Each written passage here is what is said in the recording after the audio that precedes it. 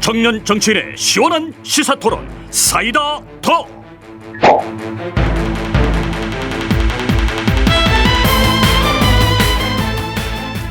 네, 4명의 패널과 함께 정치권 이슈를 시원하게 이야기해보는 시간입니다. 사이다톡, 오늘 함께할 패널 4분 소개해드리겠습니다. 먼저 여당 측 패널입니다. 국민의힘 바로세우기 대표 신인규 변호사, 또 김재섭 국민의힘 도봉갑 당협위원장 나오셨습니다. 안녕하세요. 네, 안녕하세요. 네, 도봉구에서 온 김재섭입니다. 안녕하세요. 네, 다음 야당 측 패널입니다. 이인화 전 대통령 비서실 행정관, 성치훈 더불어민주당 정책위 부의장 나오셨습니다. 안녕하세요. 네, 안녕하십니까. 네. 오늘 이인화 전 행정관님은 처음 나오셨네요. 예, 처음 네. 나왔습니다. 영광입니다. 네. 반갑습니다. 오늘 첫 번째 주제는 대통령 민심 행보와 제주 4.3 추념식입니다. 그러니까 윤석열 대통령이 지난주에 영남과 호남을 넘나들면서 아주 광폭 민심 행보를 펼쳤습니다. 통영에서 열린 수산인의 날 행사, 순천에서 열린 순천만 국제정원 박람회 개막식, 진해에서 열리고 있는 군항제 참석했고요. 또 대구에서 프로야구 개막전 시구를 하고 서문시장 100주년 기념식에도 참석을 했습니다. 한 번씩만 얘기하는데도 시간이 많이 걸리네요. 이제 통영, 순천, 진해, 대구까지 광폭 행보를 펼쳤는데 오늘 제주에서 열린 4.3 추념식에는 불참을 했거든요. 민주당이 윤 대통령의 추념식 불참을 강하게 비판했는데 준비된 음성 듣고 토론해 보겠습니다. 그리고 선거일 바로 전날 마지막 유세에서 서문시장에서 보내주신 뜨거운 지지와 함성 지금도 잊을 수 없습니다. 그 생각을 하면 아무리 어려운 일이 있더라도 지금도 힘이 납니다. 이 자리에서 다시 여러분을 뵈니 국정의 방향, 국정의 목표가 오직 국민이라는 초심을 다시 새기게 됩니다. 어제 대구는 괜찮고 내일 제주는 안 되는 이유는 무엇입니까? 후보 시절 제주의 아픔을 강조하던 대통령이 이제 와서 제주도민을 외면하는 이유가 무엇입니까? 역사적 평가가 끝난 제주 4.3을 공산주의 세력의 반란이라고 주장하는 사람이 진실 화해위 위원장을 맡고 김일성의 지시라고 주장한 사람은 국민의힘 최고위원이 됐습니다. 제주의 아픔에 소금을 뿌리는 것이 지금 윤석열 정부와 여당입니다. 네, 윤석열 대통령 그리고 더불어민주당 박성준 대변인의 발언 차례로 들어봤는데요. 윤석열 대통령의 주말 지역 행보, 특히 대구는 취임 후 3번째 방문이었는데 제주에서 열린 오늘 4.3 추념식에는 한미 정상회담 준비를 이유로 불참을 했습니다. 이 상황을 어떻게 보시는지 화이트보드의 키워드로 한 단어를 뽑아서 적어주시면 좋겠습니다. 그래서 요거를 가지고 한번 얘기를 해보겠고요. 지금 추념식 불참을 비판하는 목소리도 있고 논란거리가 아니라는 주장도 있고 서로 상반된 주장이 나오고 있는 것 같더라고요. 뭐 옳은 결정이었다고 보시는지 아니면 그래도 대통령이 추념식에 갔었어야 했다고 보시는지 윤 대통령의 주말 민심 행보와 묶어서 같이 이야기를 한번 해보도록 하겠습니다. 다 적어주신 것 같네요. 누가 먼저 얘기해 주실까요? 제가 먼저 할까요? 네, 여당에서. 예, 저는 그 뼈아픈 실책이라고 적었습니다. 네, 이게 사실 그 대통령께서 지금 그 제주도의 그 4.3 사건에 대해서 굉장히 좀 관심을 많이 갖는 행보를 당선인 시절부터 이제 보여왔었거든요. 그렇죠. 그리고 또 국민의힘도 사실 뭐 광주 5.18이라든지 제주 4.3에 대해서 상당히 좀 진정성 있는 행보를 해왔었는데요. 이번에는 뭐 여러 가지 그 일정들의 그 바쁜 걸 이유로 해서 사실 제주 방문을 안 하셨는데 이것이 오히려 저는 야당의 그런 뭐 공격의 빌미를 제공했다고 할까요? 그래서 뼈아픈 실책이라는 것이고 이 진정성이라는 것이 쌓기는 굉장히 어려운데 잃는 거는 굉장히 쉽거든요. 네. 그래서 전 이번에 이런 행보 자체가 상당히 그런 진정성에 좀 흠이 가는 그런 행보였다 해서 매우 아쉽게 생각을 합니다. 여당에서도 아쉽다는 발언이 나왔는데 지금 신인규 변호사 말씀하시는 동안 김재섭 위원장님이 발언을 바꿔 쓰셨어요. 좀 바꿨어요. 예, 궁금해서 한번 네, 먼저 들어보겠습니다. 전 최초 이렇게 썼는데 어떤 의미가 담긴 키워드이실까요? 저도 아쉬운 점을 이야기하려다가 신인규 변호사님이 강하게 비판을 해주셔서 저는 이제 여당 입장에서 이 최초라는 키워드를 뽑았는데 네. 제가 최초라고 하는 것은 이제 보수당장 최초로 방문한 4.3 추념식에 방문한 사람이 윤석열 대통령이다. 이 이야기를 드리고 싶어서 최초라는 말을 썼습니다. 네. 역대 이제 대통령들 가운데서 4.3 추념식에 참여한 분은 노무현 전 대통령과 문재인 전 대통령, 그렇죠. 그리고 윤석열 대통령은 대통령이 아니라 당선인 시절에 가긴 했지만 대통령에 당선된 이후에 한 달이 채 되지 않은 상황에서 제주도에 방문을 해가지고 4.3 추념식에서 기념사를 했거든요. 거기에 대해서 4.3 유가족 분들에 대한 어떤 위로와 그다음에 이들에 대한 명예 회복 이런 이야기들을 분명하게 선을 좀 그어놨습니다. 그래서 이번에 참여하지 못한 거는 당연히 좀 아쉽죠. 안 그래도 지금 당내에서 여러 뭐 불필요한 논란들, 뭐 김일성 지지설이라든지 아니면 극우 단체들이 이렇게 이상한 소리를 한다든지 여기에 대해서 국민의힘이 단호하게 좀 선을 긋고 대통령께서 직접 발언하셨으면 가장 좋았을 텐데 네. 그럼에도 불구하고 작년 당선인 시절에 이미 이 4.3이 가지는 역사적 의미를 본인 스스로 다 이야기를 했기 때문에 저는 최초라는 키워드를 뽑아봤습니다. 네, 조금 이제 비판의 수위를 누그러뜨리려고 하시는 발언 같았는데 민주당 얘기 한번 들어보겠습니다. 누가 먼저 얘기해 주실까요? 네, 성치훈 부의장님. 저는 보네드 플레이라고 뽑았는데요. 어떤 의미일까요? 이게 야구 용어입니다. 이번 민심 행보에서 대구 이 야구 개막식 시구가 있었기 때문에 야구 용어를 뽑았는데요. 야구에서 이 어이없는 미숙한 플레이를 펼쳤을 때 보네드 플레이라는 평가를 하거든요. 그래서 이 뭐 바보 얼간이라는 뜻을 갖고 있는 플레이인데 저는 이번 민심 행보와 제주 4.3 불참까지 이어지는 이 행보는 보네드 플레이였다라고 보는데 네. 일단 이번 그 대구 벌써 3번째거든요. 그러니까 김건희 여사도 한번 가셨고, 그러니까 보통 이런 코스를 이 대통령 기살려주는 코스라고 하거든요. 이 지지자들에게 힘을 한번 얻고 오는. 근데 지금 임기 1년이 채 안 지났는데 왜 이렇게 기가 많이 죽으시는지 모르겠어요. 벌써 3번째 기를 받으러 가셔야 되는 이유가 뭔가. 네. 그래서 기를 받으러 가는 이유는 이 대통령의 자존심을 세워주기 위한 행보라고 보여지는데 지금 자존심이 떨어진 거는 대통령이 아니라 지금 국민들이거든요. 사실 이 한일 정상회담 이후 지금 계속 대통령실은 부정을 하고 있지만 일본의 행보들을 보면 언론에서 나오는 얘기들이나 무슨 교과서에 이 독도 문제를 언급하고 있는 내용이나 이런 것들을 보면 한국 국민으로서 자존심이 매우 상할 수밖에 없는 이야기들이 계속 나오고 있지 않습니까? 네. 이런 상황에서 이 무너져가고 있는 한국민들의 자존심들은 생각하지 않고 계속 뭐 대통령 기살려주기, 대통령 자존심 세워주기 이런 행보를 보인다는 것 자체가 저는 매우 부적절하다고 생각을 하고 있고 더군다나 제주 4.3은 네, 물론 매년 갈 필요는 없다고 생각합니다. 물론 최초의 의미도 있다고 저는 매우 좋은 행보였다고 당선자 시절에 가셨던 네. 거는.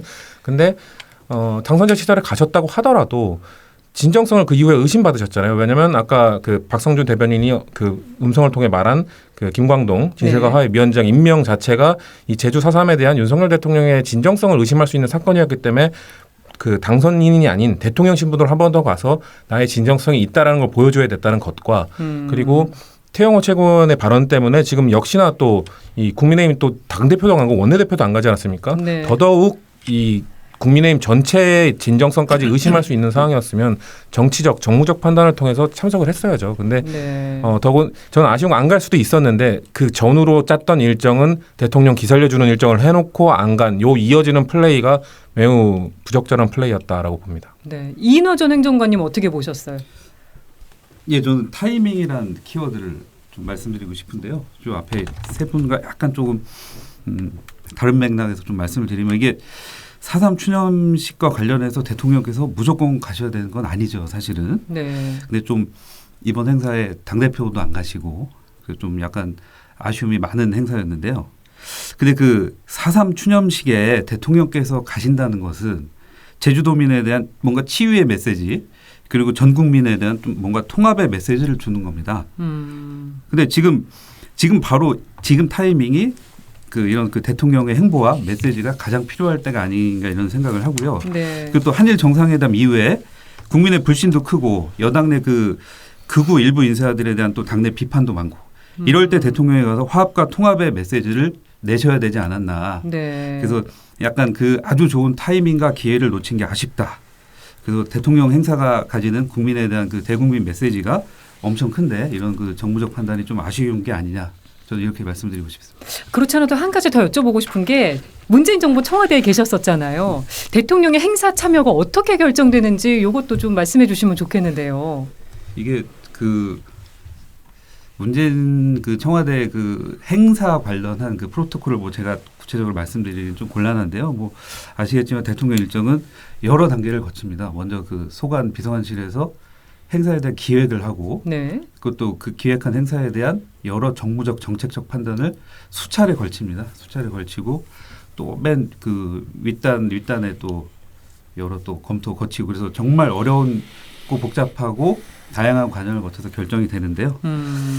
그 이런 측면에서 봤을 때 이번 그 용산 대통령실도 많은 고민을 했겠지만 네. 뭔가 그 제주 4.3 추념식에 대한 방문보다는 최근에 그 지지율이 급락한 거에 대한 반등의 계기, 이 계기를 찾고자 그러다 보니까 이제 대구 쪽에 일단 좀 일정을 좀 방점을 찍고 지난주에 이렇게 가시지 않았나 이런 생각을 합니다. 네. 이어지는 질문을 네 분께 드리고 싶습니다. 태영호 국민의힘 최고위원이 4.3 희생자들의 명예회복 또 유가족들의 아픔 치유를 위해서 역사적 진실을 알아야 한다. 이승만 전 대통령의 공은 폄훼하고 과만 부각하는 편파적인 역사교과서 문제를 바로잡아야 한다. 오늘 이런 말을 했습니다. 또 전당대회 과정에서 그 제주 4.3에 대해서 북한 김일성의 지시에 의해서 촉발됐다고 한 것에 대해서 사과도 거부했는데 태 최고위원의 발언은 어떻게 보시는지 짧게 네 분 코멘트 좀 들어봤으면 좋겠거든요. 저부터 할까요? 네, 김재섭 위원장님. 태영 의원의 발언은 그 이승만 대통령을 추켜 세우는 게 아니라 오히려 김일성을 추켜 세우는 발언입니다. 왜냐하면 그 당시 김일성이라는 사람은 원오브 댐이었거든요. 그러니까 북한 여러 지도자들 가운데서 하나였고 김일성이 남한의 제주도까지 명령 지시를 내릴 만한 체계를 전혀 갖춘 사람이 아니었습니다. 그러니까 지금 태영 의원이 말하시는 내용은 오히려 김일성 체제 우월성을 강조하는 그런 메시지이기 때문에 본인 뜻한 바랑은 전혀 다른 맥락으로 이해될 거고 당연히 역사적 사실도 아니고요. 네. 저는 그래서 매우 부적절하다고 생각이 되고요. 이승만 대통령의 공과가 당연히 고루 평가해야 되죠. 근데 이승만 대통령에 대한 공과가를 평가하는 문제에 있어서 4.3 사건을 왜곡하는 것이 이승만 대통령의 공을 추켜 세우는 일은 아니거든요. 저는 그래서 분명하게 나누어서 평가해야 된다고 생각합니다. 네, 여당 김재섭 위원장 발언 들어봤고요. 그 다음 얘기해 주실 분? 저는 네, 이 성치훈 부의장님. 태영호 최고위원의 발언이 이 국가의 신뢰도를 아예 상실시키는 무시하는 발언이다라고 생각을 하는데요. 왜냐하면 제주 4.3 사건은 국가에서 나서서 조사위를 꾸리고 보고서가 나온 이미 역사적 결론이 난 사건이거든요. 그래서 네. 거기서 공권력이 무리한 공권력을 발휘하면서 민간인을 살상한 인권 유린 사건이라고 결론을 내렸는데 이거에 대해서 지금 부정을 하고 계신 거거든요. 그래서 아무리 자유가 극도로 제한되는 국가에서 오신 분이라 하시더라도 이렇게까지 발언의 자유를 만끽하시면 되나라는 우려가 들고 특히나 또 본인의 좀 이 발언의 무게감을 느끼셨으면 좋겠어요. 국민의힘의 텃밭인 이 강남 지역에서 아무리 당선되셨다 하더라도 본인의 발언이 갖는 무게감을 이렇게 가볍게 여기시면 안 된다. 왜냐 이번에 오늘이죠. 이 서북청년단이 지금 맞불 집회를 신청을 해서 거기서 이제 물리적 충돌 직전까지 갔다고 하지 않습니까? 네. 그러면서 또 오늘 집회 전까지도 이미 제주 전역에 현수막을 붙이면서 이 제주도민들의 상처에 소금을 뿌리는 그런 행위들을 이미 메시지로 던졌는데 이 서북청년단이 이 제주 그 당시 학살에 참여했던 단체의 후신이거든요. 네. 그 사람들이 왜 이렇게 작년까지는 이러지 않았어요. 왜 이렇게 갑자기 극단적인 행동을 보이느냐. 집권 여당의 최고위원이 그런 발언을 하고도 아무런 제재를 받지 않고 당내에서 그에 대해서는 뭐 민주당이 지금 윤리위 제소를 했지만 당내에서는 이 발언에 대해서 문제를 크게 삼고 있지 않거든요. 이런 제주 4.3에 안 가는 이유도 이 논란을 피하고 싶은 거거든요. 왜냐하면 가면 태영호 최고위원의 발언에 대해서 어떻게 생각하시면 분명히 질문이 올 거기 때문에 네. 이걸 피하기 위해 안 가는 거잖아요. 그런 행보들을 보면서 이런 극단적 세력들이 목소리를 키울 수밖에 없죠. 아니 집권 여당의 최고위원이 저렇게 발언해도 아무 문제 없는데 우리가 이런 발언하는 게 무슨 상관이야 이렇게 생각하지 않겠습니까? 네. 그렇기 때문에 저는 태영 의원이 본인의 발언이 갖는 무게감을 이번 이 서북청년단의 이런 극단적 발언이나 행동을 보고 좀 느끼셨으면 좋겠다라고 생각합니다. 네.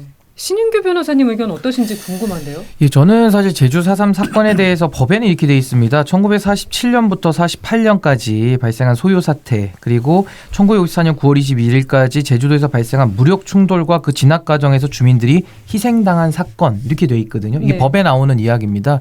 그러니까 저는 이제 태영호 최고위원이 말씀하신 내용들은 사실 너무 나간 해석이고요.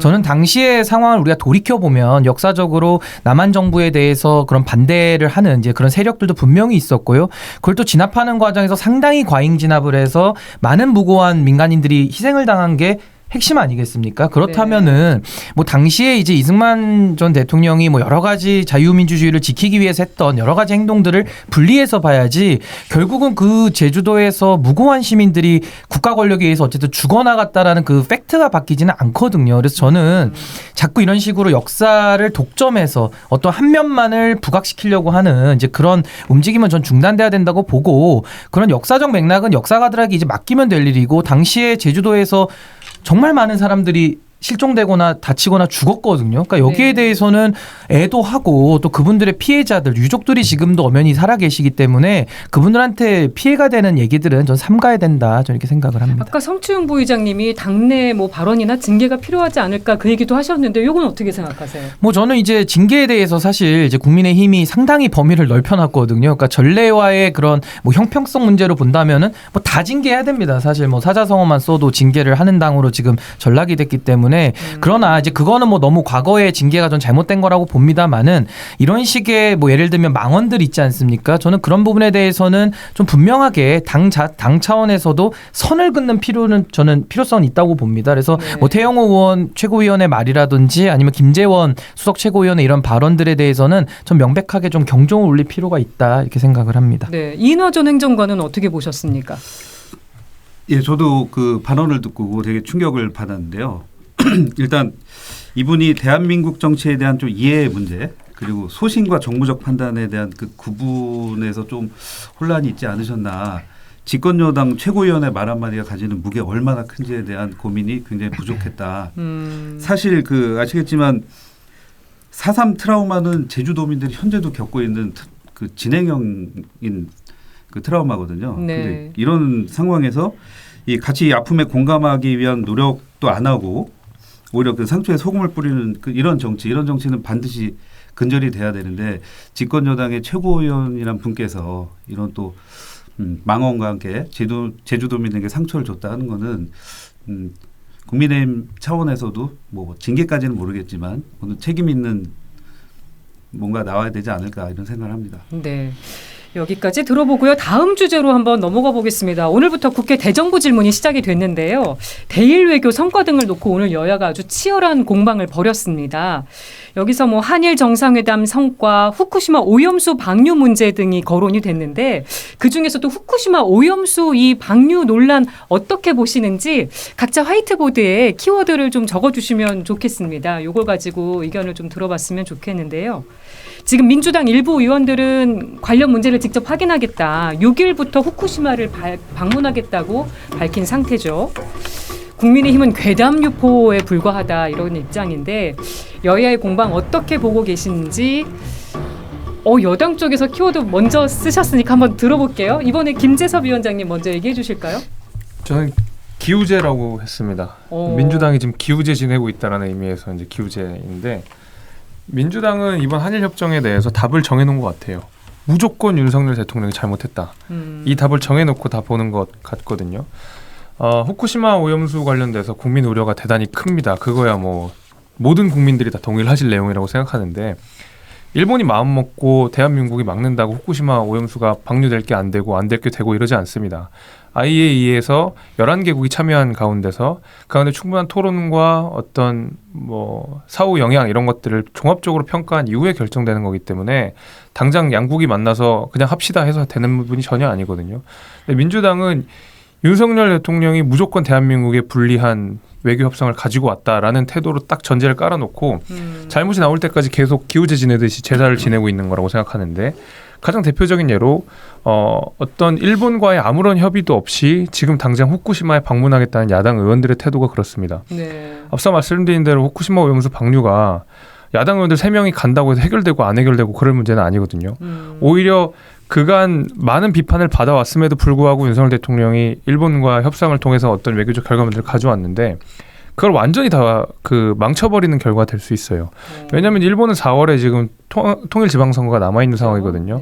안 그래도 자신들의 국내 정세 상황 때문에 기본적으로 어떤 대한민국을 대하는 태도 자체에 굉장히 예민하게 반응을 하고 있는데 전혀 협의되지 않은 상태에서 야당 의원 셋이 가가지고 말하자면 기존의 협상물들을 전부 다 뒤집거나 아니면 여기에 영향을 주는 행위를 한다. 이거는 어떤 정쟁 문제를 떠나서 대한민국 국익 자체를 훼손할 수 있는 행위이기 때문에 저는 민주당이 답을 정해놓고 윤석열 대통령이 잘못했기를 기우제지내듯이 빌고 있다 이렇게 생각합니다. 네, 이번에 민주당에서 먼저 좀 얘기해 주시면 좋을 것 같아요. 퐁당퐁당 한번 가보겠습니다. 이인하 전 행정관님. 예, 저는 주객 정도라는 키워드를 좀 제시하고 싶은데요. 네. 그 오염수 문제는 좀 국민의 생명과 건강이 직결된 사안 아니겠습니까? 근데 이제 외교도 물론 뭐 결국 국민이 우선되고 국민을 위해서 해야 되는 건데 지금 그 윤 정부는 한일 관계 개선이라는 그 목적 달성만 좀 매몰돼 있다 보니까 국민이 지금 보이지 않는 그런 아주 참담한 상황이라고 생각을 합니다. 예. 그리고 또 그 국민의힘의 이제 괴담 유포다 뭐 이런 식으로 비판을 하시는데 이건 좀 괴담이라고 이렇게 치부할 일은 아닌 것 같고요. 이게 좀 단순한 그 반일 감정을 넘어서 아까도 말씀드렸듯이 국민의 생명과 건강이 직결된 문제입니다. 네. 근데도 그 정부가 방사성 그 오염수에 대한 어떠한 데이터도 제시하지 못하고 설명도 하지 못하고 있는 상황입니다. 오염수를 방류했을 때 얼마나 안전한지에 대한 확인조차도 지금 깜깜한 상황이거든요. 일본의 일방적인 그 발표만 듣고 있는 상황이고, 네. 그 정부가 일본 정부에 좀 적극적으로 자료도 요구해서 받아내고 항의도 강력하게 해야 합니다. 그 오염 현황이 어떤지 또 현장의 어민들은 어떤 상황인지 그 오염수를 방류할 때 몇 년 동안 방류할지 그로 인한 뭐 피해는 어떻게 될지 네. 이런 거에 대한 직접적인 좀 일본의 그 의견을 좀 들어봐야 되는데 그런 움직임이 없다 보니까 오죽하면 민주당 의원들이 그 일본에 아까 그 말씀하셨듯이 크게 뭐 가서 뭐 속에 성과를 거두기는 어렵겠죠. 오죽하면 나갔겠냐 의원들이 직접 이런 부분도 좀 고민을 해봐야 되지 않을까 싶습니다. 네. 신인규 변호사님 이번에 여당 의견 다시 들어보겠습니다. 예, 저는 키워드를 산 넘어 산이라고 했는데요. 네. 저는 이 키워드 자체가 사실 이번에 한일 외교 관계에 대해서 저는 뭐 상당히 실리적인 면에서 많은 부분을 놓쳤다고 생각합니다. 그리고 저도 당시에 그 강제동원 해법부터 시작을 해서 상당히 우리가 명분도 잃고 또 실리도 많은 부분에서 좀 손해를 봤거든요. 그래서 저도 그때 걱정했던 것이 앞으로 일본이 정말 진정성 있게 사과를 하지 않는데 이렇게 어물쩍 넘어가 주면 앞으로 독도 문제를 제기하거나 역사 왜곡 문제나 지금 뭐 이런 지금 그 방류 오염수 문제라든지 이런 것들을 제기했을 때 과연 우리가 어떻게 그런 방어를 할 것이냐 이걸 저도 걱정을 했던 부분이거든요. 네. 근데 아니나 다를까 일본이 또 그렇게 나옵니다. 대한민국이 아무래도 국익과 배치되기 때문에 아마 네. 그럴 텐데 저는 사실 외교에 대해서 잘못한 것은 충분히 비판할 수 있고요. 저는 정부가 귀 기울이지 않으면 그 고집에 대해서 저는 얼마든지 때릴 수 있다고 보거든요. 그런데 이거에 대해서 민주당의 의원들 뭐 3분 정도가 이거를 뭐 나가가지고 어떻게 해보겠다 이렇게 하는데 이게 바로 정치에서 넘지 말아야 될 그 과유불급입니다. 그러니까 선을 넘어버리면 이거 민주당이 또 역풍을 맞는 거거든요. 그리고 대한민국의 국익을 봤을 때도 그것이 과연 합당하겠나. 전 이런 부분에 대해서 민주당이 정말 그 대통령께서 외교를 잘못한 거에 대해서 저도 비판하는 부분이 많습니다만은 네. 이걸 또 가지고서 본인들의 정파적 이익을 쓰려고 이런 식의 태도를 보이는 것은 저는 전혀 대한민국 국익에 도움이 되지 않는다. 저는 이렇게 봅니다. 네. 지금 시간이 20초가 남아가지고 성치훈 부의장님 키워드만 소개해 주시고 유튜브로 넘어가겠습니다. 예, 저는 짜고 치는 고스톱이다라고 생각을 하는데요. 네. 그 김재섭 10초요? 의원님께서 말씀하신 것과 정반대입니다. 결론을 정해놓은 거는 윤석열 정부다. 후속 얘기는 유튜브에서 해드리겠습니다. 네, 사이다톡 일본의 후쿠시마 오염수 방류 논란과 관련해서 이야기 이어가 보고 있었는데요. 성치훈 부의장님 아까 키워드만 소개해 주셔서 키워드와 이유 조금 더 설명해 주시면 좋겠습니다. 짜고 치는 고스톱이다라고 생각을 하는데 저는 정부의 말을 다 믿고 싶어요. 정부의 지금 대통령실 입장을 들어보면 지금 일본 언론에서 나오고 있는 뭐 교도통신이나 여기서 나오고 있는 내용들과 다 정반대의 내용들이거든요. 근데 약간 비슷하게 흘러가다가 결론이 이제 다 갈라지는 상황인데 근데 이 정도면은 뭔가 있긴 있었다. 지금 해명하는 것도 보면 그런 내용을 논의하긴 했으나 그런 식으로 발언하지 않았다. 이런 느낌이거든요. 그러면은 네. 이 명확히 사실관계를 따져야 되는 거고 누군가는 거짓말을 하고 있는 거 아니겠습니까?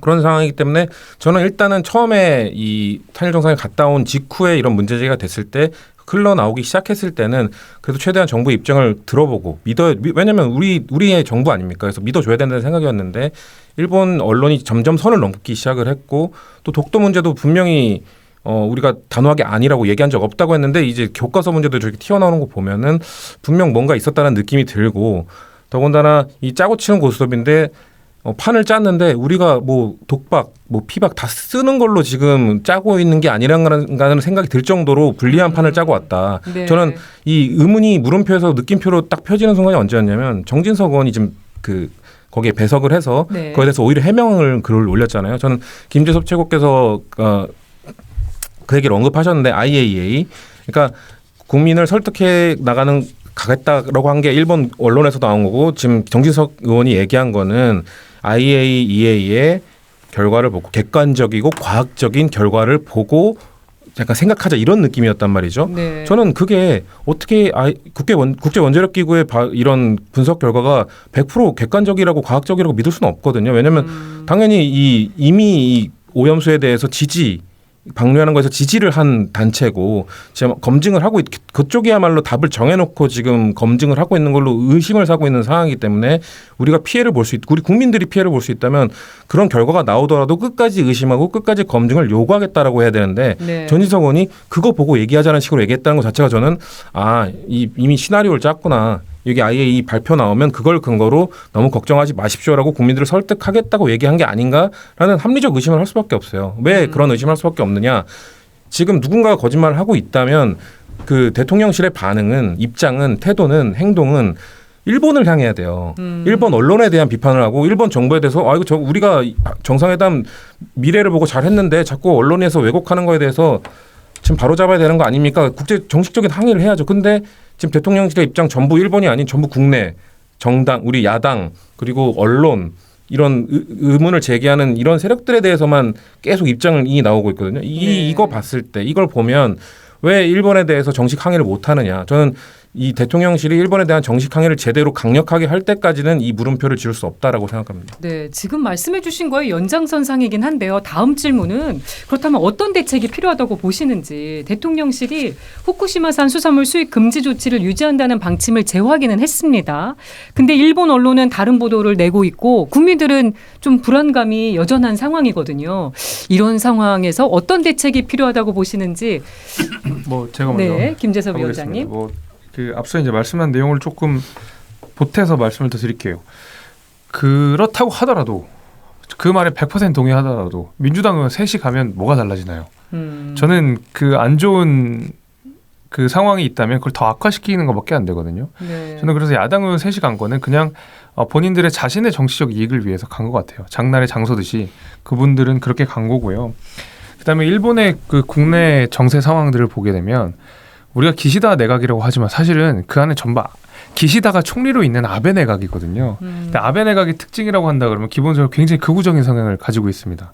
그러니까 한 자민당 내 서열 5위 정도 되는 계파의 수장인 기시다는 서열 1위인 아베 내각을 제대로 통제를 못해요.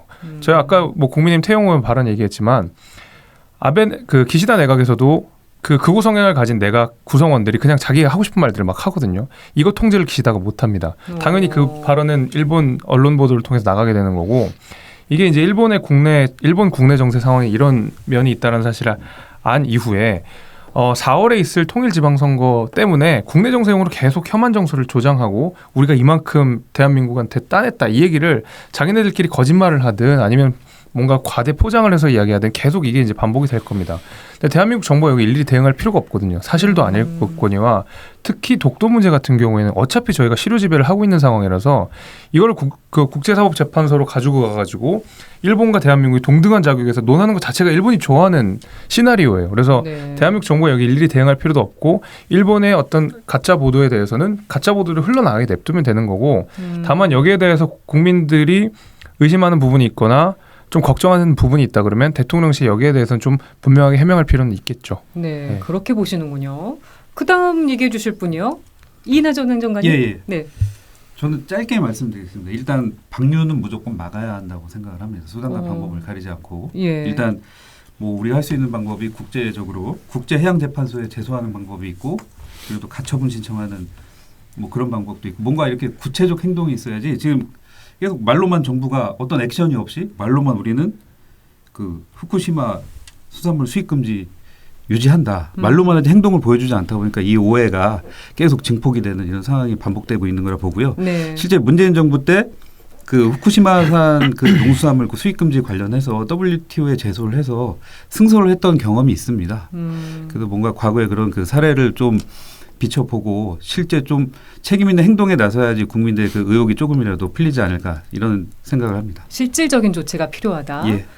네, 신인규 변호사님. 저는 사실 일본과의 그 좀 건설적인 미래 관계를 열자 이게 취지 아니었겠습니까? 거기에 뭐 반대하는 국민들 없을 거고요. 이제 진정한 친구가 되기 위해서는 서로 할 말을 할 수 있을 때 서로 이제 진정한 친구 관계가 된다고 저는 생각을 합니다. 그러니까 저도 일본에 대해서 글쎄요, 이게 실리에 대해서 우리가 이번에 많이 손해를 봤는데 이런 또 국민의 건강권과 관련된 문제에 대해서만큼은 한치의 양보도 있어서 저는 안 된다고 보거든요. 그럼 이런 부분에 대해서는 당연히 할 말을 하는 이제 그런 외교를 저는 해야 되고요. 마땅히 이것은 대한민국 정부가 국제 관계, 국가 대 국가의 관계 속에서 당연히 전 엄중하게 경고할 필요가 있고 이 부분에 대해서 조치를 해야 된다, 단호하게 해야 된다고 보고요.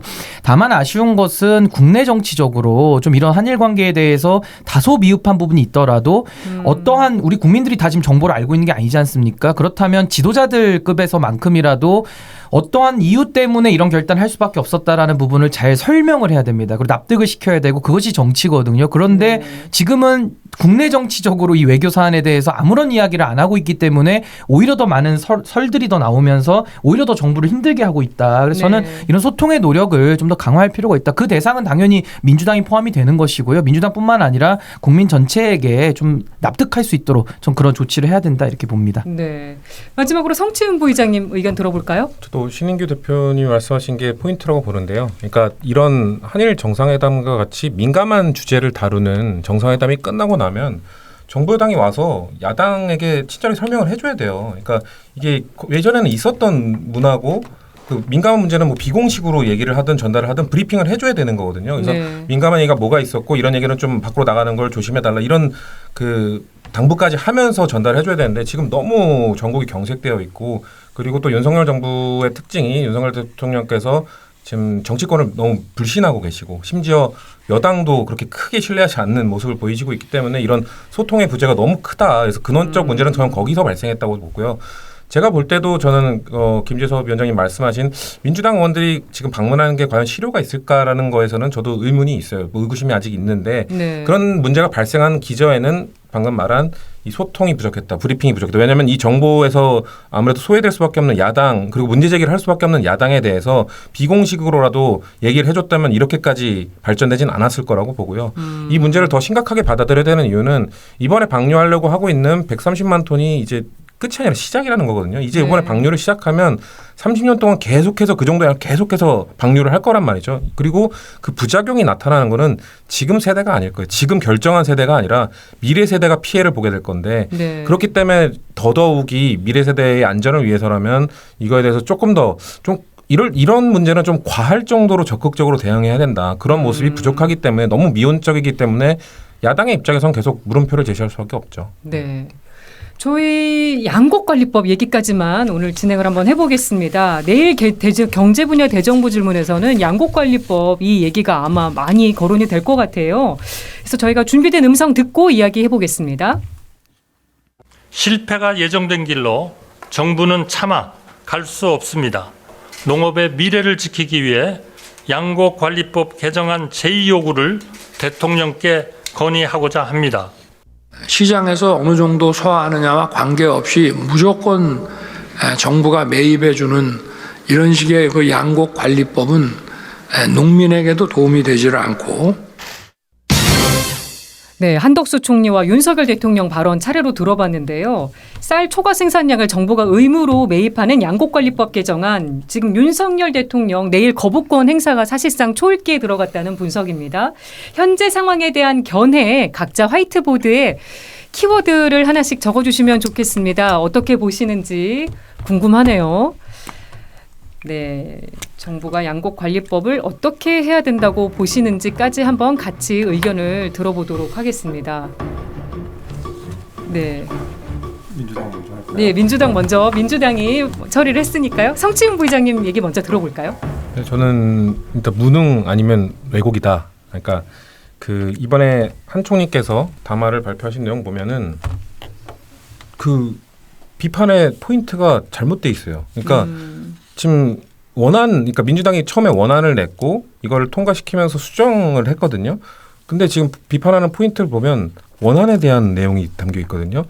마치 지금 대통령 음성을 들었지만 무조건 지원해 준다라는 느낌으로 되어 있는데 수정안에 보면 무조건이라는 이 단어가 들어가 있지 않고 조건을 달았어요. 아무래도 이 국가 예산이 좀 많은 돈이 들어가는 내용이기 때문에 그런 거에 대한 우려가 분명히 있었고 네. 그래서 이건 신중히 고려해야 되는 거기 때문에 수정안에 그런 내용들이 반영이 됐음에도 불구하고 이 대통령의 발언 그리고 총리의談話에 그 내용이 빠져 있단 말이죠. 그러니까 이 원안 갖고 지금 비판을 하고 있는 걸로 봤을 때 수정안 정도 이미 나온 수정안을 검토하지 못한 대통령 뭐 비서실의 무능함이거나 알고도 이 공격 포인트를 원안이 공격하기 좋으니까 좀 빈틈이 있었으니까 네. 그걸로 잡고 간 왜곡이거나 이 둘 중에 하나다. 그렇기 때문에 이번에 좀 비겁하지 않았나 저는 그렇게 보고 있습니다. 네. 이번에 여당으로 한번 가볼까요? 누가 먼저 제가 얘기해 먼저 주시겠습니까? 하겠습니다. 네. 저는 그 표퓰리즘 민주당이라고 했습니다. 아, 포가 아니고 표. 그렇죠. 네. 그래서 민주당이 항상 이렇게 표만 의식하는 정책을 내세운다라는 뜻으로 이렇게 잡았는데요.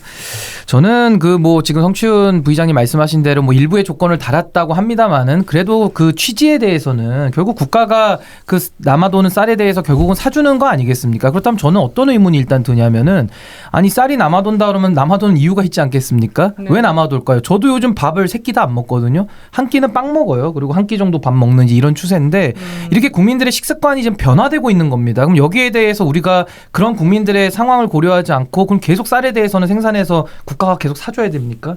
그리고 또 하나는 곡물에 대해서도 그러면은 쌀 외에도 그럼 다른 곡물들도 이제 많을 텐데 이제 그런 거에 대해서는 아니 뭐 예를 들면 다른 뭐 어떤 서비스업이나 다른 분들도 다 지금 먹고 살기 힘들다 그러거든요. 그럼 거기에 대해서도 국가가 사주십시오라고 만약에 한다면 거기에 대해서 이제 뭐라고 할 겁니까? 아마 표에 도움되는 직역에 대해서 또 해줄 겁니다. 그래서 저는 민주당이 이런 식으로 가장 최후의 수단 내지는 가장 국가가 맨 후방에서 써야 될 그런 도구들을 네. 가장 전면에 배치해가지고 다른 고민을 하지 않는 게 저는 항상 민주당에 대한 불만이거든요. 그러니까 이 양곡과일과 같은 경우도 이 쌀에 대한 문제 그리고 농촌에 대한 문제도 좀 더 깊이 있게 봐야 되는 것이 있고요. 또 하나는 지금 농촌의 현실도 이 부분에 대해서 국가가 이제 사주니까요. 아무래도 사각지대가 있는 겁니다. 예를 들면 쌀 농사 짓지 않으면서도 외피만 그렇게 해가지고 뭐 지원금 받아낸다라든지 여러 가지 이런 제도의 허점을 이용한 우려가 분명히 있어요. 그럼 이런 것들에 대해서 급히 밀어붙일 것이 아니라 농촌의 현실, 국민들의 식습관의 현실, 또 이것이 오남용될 가능성은 없는가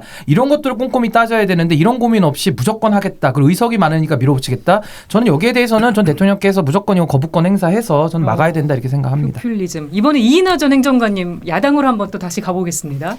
예, 저는 빈손이라는 키워드를 제시하고 싶은데요. 어떤 의미가 있을까요? 이게 뭐 결과부터 말씀드리면 일단은 좀 이렇게 극단적으로 이렇게 입법 투쟁을 하면서 이렇게 갈등이 이제 극단의 상황까지 치달았는데 사실상 이제 대통령께서 거부권 행사가 이제 임박하지 않았습니까? 그럼 결국 이제 법안이 폐기되겠죠, 실질적으로. 네. 우리 당이 3분의 2 의석이 안 되니까. 그래서 결국 이제 요란하게 이렇게 정쟁만 벌이다 결국은 빈손으로 돌아가게 될 거다. 그리고 그 피해는 고스란히 농민에게 또 돌아갈 거라는 생각을 하고요. 네. 그 작년 2022년 9월 25일에 산지 쌀값이 24.9%가 폭락을 했습니다. 그래서 그 농가 피해액이 1조 5천억으로 추산이 되는데요. 그럼 이런 피해가 발생했을 때 과연 이 안전장치가 제대로 정책적 안전장치가 제대로 작동을 했냐? 아니거든요. 그 안전장치가 작동을 하지 않다 보니까 민주당 입장에서는 이걸 법으로 법제화하자는 이런 식의 논리로 이제 법제화 투쟁을 하는 거고요. 네. 그래서 저는 그래도 좀 국민의힘이 거부권 행사를 거론하기 전에 일단 이렇게 이 농민들 대책에 대해서 무관심하고 무대책했던 그 부분에 대해서 먼저 반성하는 게 선행돼야 되지 않냐. 저는 그래서 좀 뭔가 주객이 전도된 상황이고 좀 농민에 대한 관심과 생각을 정부가 정책적으로 좀 더 관심을 기울여야지 지금 거부권만 이렇게 운운할 거는 상황에 대한 판단과 인식이 잘못됐다 이런 생각을 합니다. 포퓰리즘이 아니다. 농민들을 먼저 생각해야 된다는 얘기 하신 거네요. 네. 이제 김재섭 위원장님 여당에서 다시. 네, 저는 역행 이런 얘기를 했는데 그 신인규 변호사님 표퓰리즘이라고 했잖아요. 네. 그러면 어떤 표냐 이제 여기에 대한 이야기를 좀 하고 싶은데 역행은 기본적으로 시장 메커니즘에 역행한다는 얘기죠. 그러면 농부 입장에서는 쌀을 많이 생산할수록 유리한 구조가 되거든요. 그러니까 오히려 과잉 생산을 촉진할 가능성이 있습니다. 이제 이런 부분에 있어서 저는 역행이라고 했는데 네. 저 표랑 굉장히 맞닿아 있죠. 민주당이 이 양곡관리법을 통과시키려고 하는 것은 민주당의 정치적 안방이라고 불리는 호남의 눈치를 보는 것 같아요. 왜냐하면 호남이 대한민국의 곡창지대, 대한민국의 어떤 양식을 책임지는 지역 아니겠습니까? 근데 지금 호남의 가뭄이 굉장히 심하거든요. 네. 사실 이제 민주당이 사실상 호남에서 일당 독재를 하면서 그간 해결해야 되는 어떤 저수지 문제라든지 댐 문제 이런 것들을 방치해 놓은 부분도 저는 상당히 크다고 생각합니다. 네. 왜냐하면은 바로 표랑 연결이 되고 댐이나 저수지를 설치하게 되면 어느 지역에 피해가 있으니까 어떤 정치인이든 이걸 다 손을 놓고 있었거든요. 이제 이게 후폭풍으로 다가온 거고 이제 와서 이제 그 양곡관리법이라는 걸로 말하자면 눈속임을 하려고 하는 것 같은데 정말 호남을 위한 정책을 하려면 이 저수지 문제, 가뭄 문제를 먼저 해결하는 게 맞다라고 저는 생각이 됩니다. 그리고 네. 정말 농가에 대한 걱정을 한다 그러면 우리가 그 친환경 직불금 방식으로 농가 소득을 보장할 수 있는 방식들은 얼마든지 많거든요. 이 양곡관리법이 아니더라도. 그럼요. 예, 그러니까 농가 소득을 보장하기 위한 정책이라면 굳이 그 양을 기준으로, 그러니까 쌀을 생산하는 그 생산량을 기준으로 돈을 지급할 것이 아니라 오히려 어떤 더 좋은 방식으로 농업을 했던 농업인들에게 지원을 하는 방식도 있는데 굳이 이 양곡관리법을 해서 시장에 역행해야 되는 이유는 결국 이 표퓰리즘 때문이라고 생각합니다. 또 하나만 보태면요. 지금 뭐 반성에 대해서 말씀하셨는데 전 동의합니다. 정치권이 전반적으로 반성을 해야 되겠죠. 그리고 네. 저는 굳이 이렇게 국가에서 다 돈으로 사는 것만이 능사냐. 거기에 대한 고민을 좀 민주당도 해줬으면 좋겠고 과거에 문재인 정부 5년에다가 지금 민주당 다 초다수 석 갖고 있지 않았습니까? 근데 그동안 해결 하나도 안 했었잖아요. 그러니까 이런 부분에 대해서는 자기 모순일 가능성이 높고 저는 그렇다고 해서 윤석열 정부의 무한 책임이 좀 면제된다고 생각하지 않습니다. 그런데 대통령께서는 지금 거부권 행사를 통해서 막을 수밖에 없는 것이고 이 법이 가지고 있는 문제점 분명히 많거든요. 예를 들면 임대차 3법이라든지 검수완박 법안도 다 좋다고 했잖아요. 근데 해가지고 지금 결과적으로는 물론 헌재에서 그거는 이제 유효하게 됐긴 했습니다만은 일선에서 상당한 혼란이 있거든요. 이거 다 국민 피해로 돌아가지 않습니까? 그러니까 저는 농민들 보호하지 말자는 것도 아니고 당연히 식량안보 지켜야죠. 여야가 머리를 맞대고 해야 되는데 굳이 국가가 돈으로서만 이걸 다 매수해 주는 게 유일한 방법이냐? 저는 그건 동의하지 않습니다. 네. 저도 한마디를 보태면 네. 아까 김재섭 그 위원장님께서 말씀하신 여기 이렇게 되면 다 쌀 농사 더 지으려고 하지 않겠냐 그런 우려가 있어서 수정안에 내용이 들어간 거거든요. 벼 재배 면적이 작년과 비교해서